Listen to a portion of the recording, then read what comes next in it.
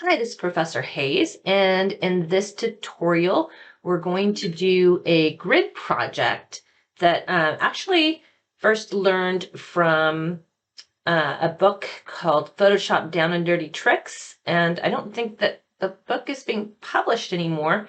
So it's kind of an old assignment I give, but I will attempt to give you guys some video instructions as the directions were getting a little old on any kind of text directions. So you're first going to start out with your size, and we're going to go ahead and do a 9 by 12, and I'm going to leave the 300 resolution. It's going to be RGB color. You want to make sure your background is white, and you can leave the rest here and go ahead and click Create. Then you're going to go under File, and you're going to find Preferences. Edit Preferences. And you're going to go ahead and find your Guides, Grid, and Slices. Turn that on. And we are going to make sure that we have in the grid we're going to have 2.25, and in the subdivisions, we're going to have 1. And then in the color here, it probably default is gray. And go ahead and pick a different color that you think might go with the picture that you're going to use. So kind of, if you have a picture that has a lot of greens, maybe greens. I'm going to go ahead for this one and maybe choose a little purplish and hit OK. And so that's going to be my grid lines. And then from there, we're going to hit OK. Next step, you're going to go to View, and you're going to find Show, and you're going to go to Grid and turn that on so that you can see the grid. On step 4, you are going to find the tool, Single Row Marquee tool, and the way that I think I have just the essentials on in the toolbar. If you don't see that tool, the very last tool, you might see 3 dots. It means more. Click on the tiny little arrow here, if I can get it. And it's not helping me out here, so there. I had to click and hold on the very tiny arrow, and then you will get all the other tools in the toolbar. So that's something kind of Photoshop has changed. So go ahead and find the Single Row Marquee tool. And then what you're going to do is you're going to select each one of these. So the first one, click on it, and it should see that little dancing ants line.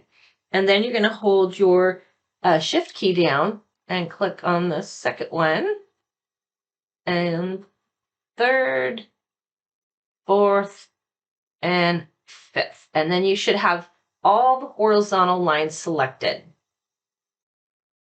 Next, you're going to also choose all the horizontal ones. So now I'm going to come over here and hold that down.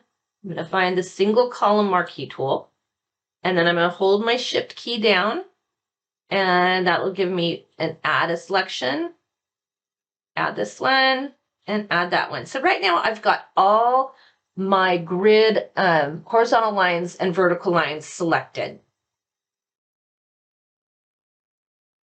With all these selected, we're going to add a new blank layer. So we'll come over here, and we will see, we don't want to create new group. We want create new layer.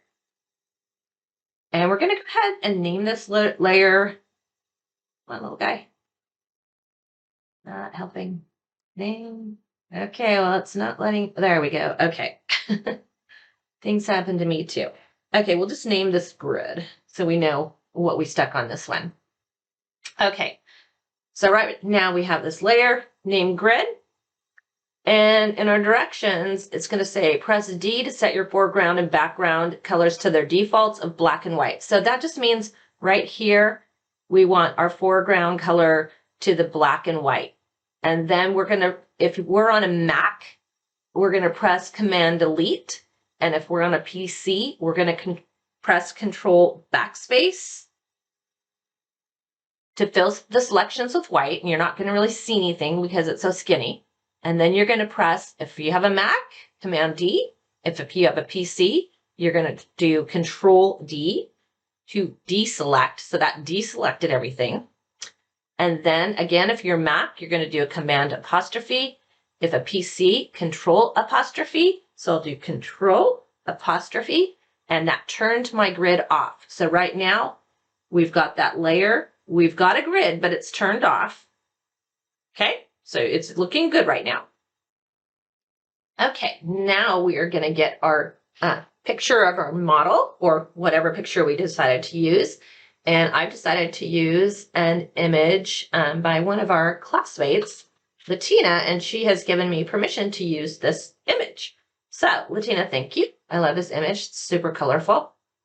And so what I'm going to do is I'm going to open it, do a file open. Don't open it and into the actual grid assignment. Do a file open, and then go ahead and do an image, select all, and you'll select the entire image, and then do an edit, copy, then go into the grid, and you are going to do edit, paste. Now this is going to give you a new layer. So I'm going to go ahead and name this layer model. And then I'm going to take this layer and I'm going to put it under the grid layer. Okay, so now it's under the grid layer. I'm still on that layer, and now we need to take our image and get it up to the edge and move it so we have a little bit of white underneath, because we're going to want to make a flyer out of this. And so the easiest way for me to do this is I like to use edit free transform. That way it gives me the selector handles. I can move it up to this corner, and then it's a pretty small image. I should have used one that was higher resolution to begin with, but I like this one. So right now, because of the it's actually about the same proportions as my white stuff, and I'm going to need it to be a little wider. So what I'm going to do is take this up a little bit. I'm going to take it out of the picture, and I'm going to make it wide enough for my picture. I need it just a tad wider. There we go. And I am going to, so I want some white. I need to leave some white at the bottom of this. So what I'm going to do is I'm going to, the helmet isn't as important. I'm going to tuck it up like this so that I have some white down here at the bottom. Okay, so that's my free transform of where I wanted it. And I'm going to need to say yes, go ahead and commit to this and leave it there. The next step is to add a layer mask. And so I'm going to come down here and I'm going to choose add layer mask. And if you're not sure which one, if you just hover over it for a second, it will give you the little tooltip. And I need to make sure I'm on the correct layer. And I'm going to click, and I'm going to add that layer mask.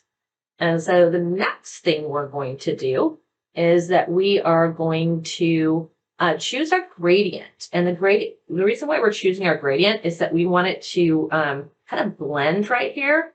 And so we're going to choose the gradient tool. And then we are going to click on this little drop box of options.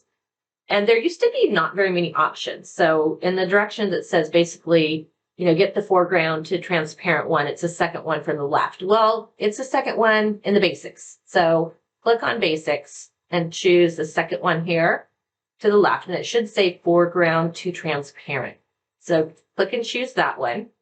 And then you want to get the linear gradient icon, which is usually right here. But again, if you're unsure, just kind of get a tooltip to see which one it is. So I'm going to choose this one right here. It should be the linear gradient.